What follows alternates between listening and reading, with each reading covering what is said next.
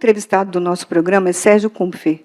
Ele é secretário de aposentados da Confederação Nacional dos Trabalhadores da Educação, a CNTE. Ele vai falar dos desafios que a categoria tem hoje para se aposentar. É difícil hoje o professor se aposentar? Já as regras mudaram muito, né? Mudaram bastante, e elas não são iguais em todo o Brasil.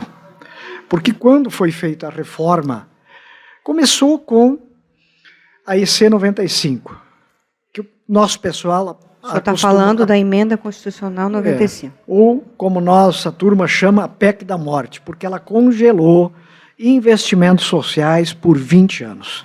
Então, quer dizer, nós vamos congelar o dinheiro, não vamos investir mais em educação, não vamos investir mais em saúde, assistência social, assim por diante. Ela é a origem que veio com o governo Temer logo após o golpe. Os golpistas, então, implementaram essa. Na sequência, eles implementaram a reforma trabalhista, que foi naquela visão que trabalhador não precisa de direitos, ele tem que trabalhar. Depois, no governo Bolsonaro, a coisa piorou. Aí veio a reforma previdenciária. E ainda está no Congresso um quarto projeto, que é a Emenda 32, que é, essa sim, ela completa esse combo de coisas ruins, que é para terminar com a carreira pública. Então, se aposentar está mais difícil, porque todas essas coisas que eu citei aqui, esse tripé que eu chamo, ele é o seguinte, é para os trabalhadores terem menos direitos, trabalhar com menos direitos, trabalharem muito mais tempo para se aposentar, e quando se aposentar ganhar menos, e ainda ser tributado, como foi a reforma previdenciária. Ela taxou, a gente chama de, ela confiscou parte dos ganhos dos aposentados que se aposentaram com outra regra, não com essa, se aposentaram com um plano de previdência, com uma contribuição previdenciária. E hoje contribuem mais. Em cima de uma determinada situação. E agora eles se deparam com essa surpresa de perder parte dos seus ganhos. O senhor está falando de leis que são do Estado. Mas a gente sabe que as reformas feitas nos municípios e nos estados, elas foram muito mais cruéis. Muito. Tânia, muito, muito. A nível de nação, de país, nós temos uma... Mas ela é a mãe de todas, porque ela desencadeou esse processo. Entendi. O que eles diziam? Se não fizer reforma da Previdência, o país, os estados, os municípios vão quebrar. Mas daí a gente olha... Uma grande fake news, né? É uma fake news, por quê? É uma grande fake news. Por quê? Porque se tu olha o orçamento federal, vamos pegar 21, que está fechado. Mais da metade do orçamento federal, se a gente fosse olhar isso em forma de uma pizza, mais da metade da pizza, ela vai para o sistema financeiro. Praticamente todo o sistema financeiro, em nome de uma dívida pública, que a cada década ela é revista, e quanto mais o governo paga, mais ela aumenta. Sim. É como aquele devedor de cartão de crédito. Né? Aquela é uma bola de neve que tu não consegue mais sair. Se ele pagar o mínimo, ele não consegue pagar. Mas daí quando... mas para o equilíbrio fiscal, para pagar, para não ficar... Da onde eles vão tirar? Qualquer cidadão que olhasse essa pizza, ele ia dizer, não, se tem que economizar nesse pedação de pizza. Se há algo a dividir, né? Uma família está comendo a pizza, um vai pegar mais da metade, e os outros vão ficar com umas estreitinhas. Não, mas o governo, este governo, ultraliberal, ultradireita, ele tira exatamente daquelas pequenas fatiazinhas que são educação, que são saúde, que são políticas sociais, é ali que ele vai tirar. E para não investir. A Previdência, ela é uma conta pesada? Ela é uma conta pesada, ela absorve, mas ela só absorve 19% do orçamento nacional. E a gente tem que reconhecer que a nossa pirâmide etária no Brasil, ela abriu, nós vamos ter cada vez mais aposentados. As entidades têm um grande contingente de aposentados. E a gente diz, inclusive, por isso que a gente orienta os nossos sindicatos, nossas 52 entidades, a fazer um trabalho muito forte com os aposentados. Porque eles não estão mais na sala do professor ou do funcionário, eles estão dispersos. Quando tu sai da escola, tu perdeu aquele núcleo social de referência que tu te encontrava todo dia, que criava elo, que criava articulação, conexões. Então, os sindicatos, eles têm que buscar manter essa união dos aposentados, porque eles são uma enorme de uma força. Exatamente. Existe um outro problema na questão da educação, que é o governo Bolsonaro e o Ministério da Educação.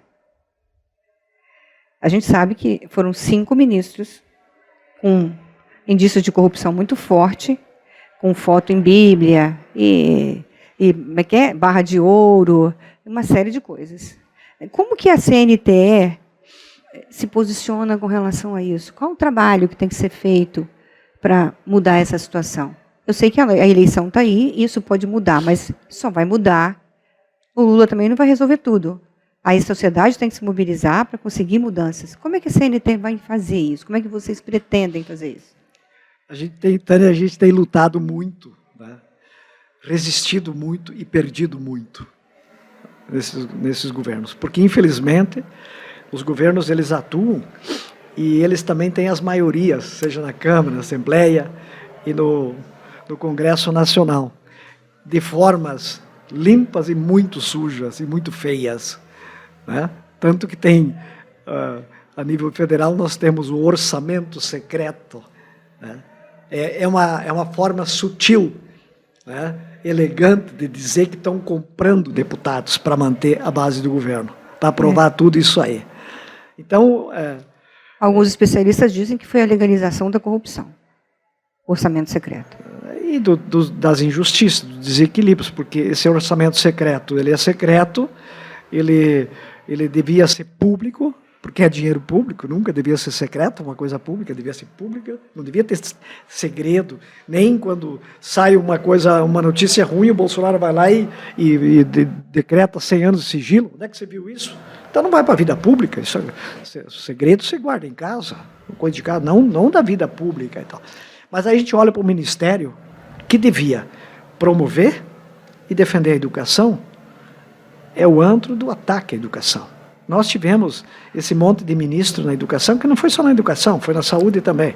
Então, na cultura, não, no meio ambiente. Então, como esse governo ele tem um caráter, uma inspiração fascista, neofascista, todo o conhecimento, ciência e cultura são inimigos. E eles acabam atacando a educação. Foi assim. Nós tivemos um ministro. Primeiro que nós tivemos foi o Vélez. O ministro Vélez, ele queria mudar o livro didático, tá, né? Tirar de lá, mudar o enfoque sobre a ditadura. Quer dizer, defender a ditadura militar no Brasil. Eu lembro. Depois nós tivemos um tal de Weintraub, que foi ministro. Esse Weintraub, ele atacava o Supremo. Ele participava de atos contra o Congresso e o Supremo Tribunal Federal. Foi ministro da Educação. Depois nós tivemos um que a gente podia dizer assim, lembrando um pouco a história, o brevíssimo, que foi o Decotelli, que não chegou a assumir. Ele era uma indicação que não chegou a assumir, por quê? Porque nem a Argentina nem a Alemanha reconheciam os títulos que ele tinha apresentado. Ixi. Título de doutor, não sei o quê. Ele não tinha qualificação. Não tinha qualificação e falsificou. E depois nós tivemos o religioso Milton, o ministro Milton Ribeiro, que criou um gabinete paralelo de pastores para beneficiar e fazer falcatruas com prefeitos. Uma vergonha. Então, depois aquilo virou pedido de CPI e várias coisas, que com o engavetador da República, mais a maioria, né, do Centrão, que opera, a maioria do Congresso que opera, né, sob o regime de orçamento secreto, nada foi para frente. Mas dizer que o Ministério da Educação é uma situação vergonhosa, é um vexame nacional. hoje o que está acontecendo no Ministério da Educação. Então, como é que esse alicerce tão importante que a educação tem no sentido de construir, né, uma nação soberana, livre, democrática e justa, tratada no Ministério dessa forma. E com um agravante de enfrentar uma pandemia, em que as crianças ficaram a maior parte do tempo fora da escola. Como é que está esse quadro hoje? Você consegue fazer uma análise assim, rápida para a gente? Sim, quem perdeu nesse quadro, assim, quais foram as crianças e adolescentes que mais perderam, que mais se prejudicaram? Foram exatamente a nossa base das escolas públicas. Os filhos do trabalhador, que não tinham internet, que não tinham as condições, não tinham equipamentos, que não tinham as conexões suficientes para conseguir responder. Então, o prejuízo desses 2 anos foi enorme, principalmente em relação às escolas públicas e nas comunidades mais pobres do Brasil. Tem que ser agora, a gente vai ter que fazer um trabalho muito intenso de tentar recuperar esse tempo, essas aprendizagens que ficaram defasadas ou não realizadas. Uhum. Então, esse vai ser um trabalho redobrado durante vários anos no Ministério, até que a gente caminhe, talvez. Isso nos ensina a caminhar para a educação integral, que é uma grande causa, né, da educação brasileira pública. Já agradecendo você de ter participado, eu queria que você me apresentou vários problemas, apresentou os problemas que existem hoje na educação. Quais são os planos de ação da CNTE para enfrentar todos esses desafios? Eu sei que são grandes desafios, mas eu também sei que a CNTE é uma grande confederação. A CNTE, ela lida com os temas nacionais. Então, por exemplo, o piso foi uma apresentação da CNTE. Não é que ela criou o termo piso nacional, já existe lá desde o tempo de Dom Pedro, mas, de fato, a implementação do piso nacional para o magistério, só para citar um exemplo, foi uma apresentação da CNTE. Uhum. Então, isso é uma conquista, porque a CNTE ela congrega as lutas, as reivindicações, as construções feitas com todas as entidades, 52 entidades, mas ela tem esse diálogo nacional, uhum, com outros setores, com outros sindicatos e, sobretudo, no Congresso e com o governo federal. Então, a CNTE faz. O que estamos propondo a partir do nosso Congresso de janeiro e de todas as construções que foram feitas também na Carta de Natal, na CONAP, é de que é preciso revogar urgentemente a PEC da morte, a IC 95, que congela os gastos públicos, os investimentos sociais, investimentos públicos, tem que revogar a reforma trabalhista e reconstruir os direitos no Brasil, além de combater duramente para não ser aprovada a PEC 32, que é a PEC que encerra, né, que tira a estabilidade dos servidores públicos e que, na prática, encerra as carreiras públicas no Brasil. Todas essas causas, esses objetivos, eles foram apresentados juntamente com praticamente todas as centrais sindicais, com outras instituições que defendem a educação, a universidade pública, etc., ao presidente Lula, que é por onde nós enxergamos uma saída de reconstruir o Brasil nos direitos, em todas aquelas questões fundamentais, não só de direitos dos trabalhadores da educação, mas do trabalhador em geral, da reconstrução das políticas ambientais, das políticas sociais, culturais, né? Tirar o Brasil desse vexame e colocar ele no lugar de um Brasil com desenvolvimento, onde caibam todos os brasileiros, né, de modo digno, né? E com relação à sua secretaria especificamente, que é a questão dos aposentados, é preciso unir esses aposentados, é preciso continuar com o elo que eles têm com o sindicato, é preciso garantir uma qualidade de vida. Não são tarefas fáceis isso. Não são tarefas fáceis, mas são bonitas, né? A nossa turma, por exemplo, aqui, vocês têm a Mary, vocês chamam de Mary, né? Mary. Mas ela não é Mary, ela é Luzimere. Isso. A Luzimere Bittencourt. E ela mora lá no norte do estado. Viu? E a Heloísa Vailante, junto com a direção, junto com o Cristovan, junto com toda o Cristovan, que é meu colega da CNTE, ele é da Secretaria de Direitos Humanos. Então, junto com todo esse time, o que nós sempre orientamos? Unir essa turma, buscar essa turma, promover um conjunto de atividades para eles, que vão desde uma assessoria jurídica, para eles garantir seus direitos quando eles têm dificuldades. Ontem nós tivemos uma mesa dessa aqui, em que o Departamento Jurídico do Sindiups, com todos os seus advogados, apresentaram todas as ações que envolvem os aposentados. Eu nunca vi um auditório que não se esvaziou. Que legal. Porque é muito chato falar Muito de bom. processo, Não, mas o pessoal ficou lá assistindo inteirinho. Muito bom. Isso é fundamental. Então, essa assessoria jurídica, até porque o que a gente vê no mundo dos aposentados no Brasil lá fora é de ficar com pena, né? É uma situação dramática dos aposentados, porque eles caem muito fácil em empréstimos consignados, é um assédio sobre eles com empréstimos, com golpe de toda ordem. Então, é preciso essa assessoria, que é jurídica, é preciso incentivo para que os nossos aposentados fiquem com atividades boas de vida, né?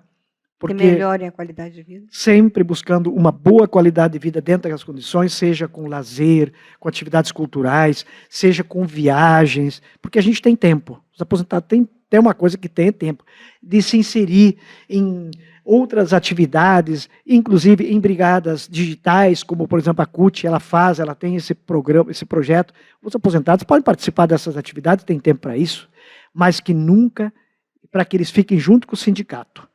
Porque os nossos direitos, trabalhando ou aposentado, eles não têm garantia de existirem sempre. Quando a gente se aposenta, a gente pensa assim, agora eu estou aposentado, eu já fiz todas as minhas lutas da vida, agora eu vou curtir minha vida. Mas não é assim. Porque se a gente tem um governo progressista e bom, nós avançamos um pouquinho nos direitos, nas nossas condições de vida. Mas o certo é, quando a gente tem um governo ultraliberal, governo de direita, ou de ultradireita, como nós temos atualmente no Brasil, eles não têm nenhuma dó, nem piedade dos aposentados de tirar direitos. E a gente não tem garantia de que isso não vai acabar.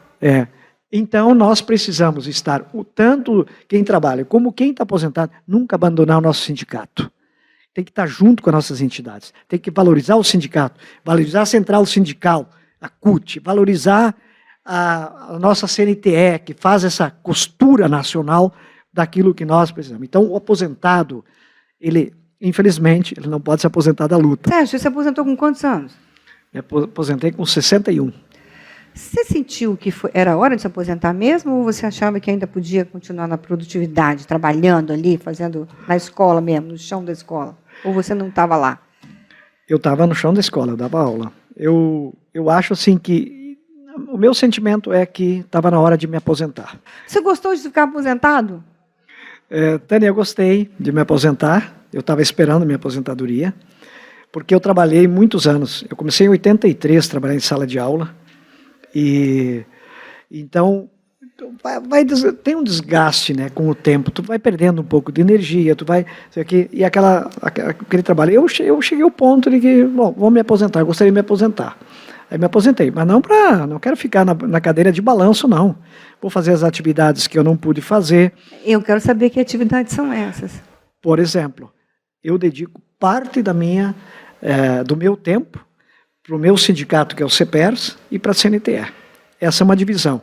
Outra questão, eu durante esse tempo de 60 horas, de 40 horas de atividade em casa, eu deixei de visitar muito meus familiares, muitas coisas. Então, eu quero conviver mais, eu quero retornar mais para as coisas da minha terra, da minha ancestralidade, né, da minha gente. Então, essas coisas eu quero aproveitar. Você vai dividir seu tempo, então, com a luta? Com a luta. E com a família? Com a família, com o lazer, com a política, com as eleições, com as campanhas, totalmente envolvido, quero Lula presidente e assim por diante. A nossa mensagem é uma mensagem de que ninguém pode soltar a mão dos aposentados.